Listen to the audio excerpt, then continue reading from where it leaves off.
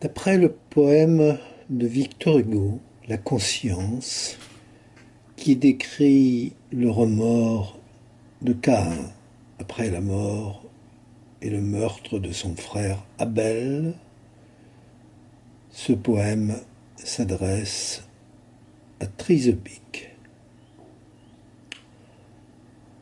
Lorsque braillant, bêlant, vêtu d'une peau de bête et exhibant son cul à la place de sa tête, Trizebic s'enfuit depuis Saint-Ouen des Toits, comme le soir tombait, le gogol arriva au bas d'une colline à Saint-Jean-sur-Mayenne.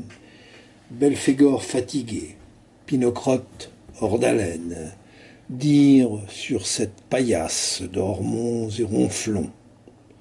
Trizebic en profite pour commettre un étron, ayant baissé les yeux vers cette pauvre glèbe. Il vit un œil tout grand, ouvert dans les ténèbres, qui regardait son cul dans l'ombre fixement. « N'aimes-tu pas ma crotte ?» dit-il, tout en tremblant. N'ayant pas de réponse, il remonta son benne et alla se laver le cul dans la Mayenne.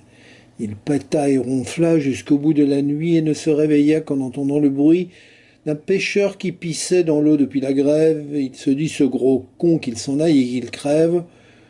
On a quand même le droit de rester entre ordures et on ne va quand même pas aller jusqu'à Montsûr. Restons là, car des chèvres j'aperçois les cornes, autant de cauchemars, ça dépasse les bornes. Mais à la même place, au-dessus de son front, il aperçoit un cul qui lui pond un étron. Enlevez de ce pas ce caca de ma bouche, dit-il au de traîner avec un œil farouche. Trizebic reste là, hagard, comme un gros con. C'est un coup de Laurent, de Saint-Jean le bouffon. Rien qu'à l'odeur des poils, j'ai reconnu sa fiente, qui d'entre toutes doit être la plus puante. On nettoie donc la bête à grands coups de savon, en même temps qu'il écume de cris et de jurons. Sans crainte du démon, voilà que Belphégor ose lui demander « Vois-tu ce cul encore ?» Pinocrotte se compisse, mais suggère à son tour que séance tenante. On s'en aille à Montflour. Trizebic répond que là-bas les sorcières ne sont pas bienvenues non plus que les rombières. Il ajoute, si ce cul me regarde toujours, cela voudrait-il dire qu'il veut que je le bourre. Pour défoncer le cul de la moindre pucelle, il n'est pas utile qu'elle mette un porte-jartel.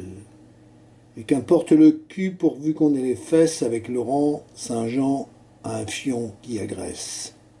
Car il faudrait au moins les flots de la Mayenne pour lui laver le cul quand il fait dans son benne. Quand j'offre à toutes les biques ma vaillante quéquette, que décore joliment la masse de mes roupettes, Belphégor demande si elle doit se mettre à poil. On lui dit qu'elle n'est pas à la piste aux étoiles. Le satyre connaît les affres de l'enfer. Il n'est pas bon de faire débander Lucifer. On connaît la prison. On ne veut pas le bagne.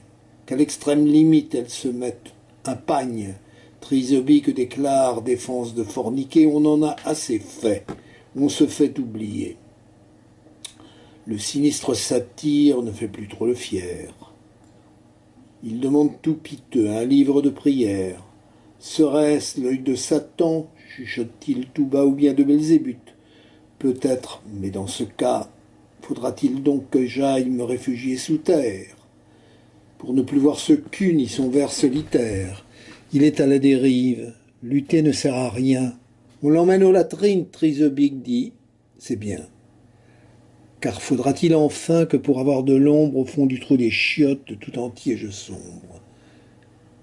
Même quand on l'a jeté dans la fosse à purin, le cul était bien là, regardant le crétin. Le temps est cependant venu de vous avouer tout ce qu'avec ces vers on voulait vous cacher. Victor Hugo crut voir de Caïn la conscience, de Trizebic on voit le produit de la panse. Jarry avait un jour créé le roi Ubu et quelqu'un d'avisé inventa le PQ. Il était cependant possible, qu'il eût cru, de loger son cerveau dans le trou de son cul. Il fallait pour cela un être satanique, et Dieu, un jour de cuite, a créé Trizebic.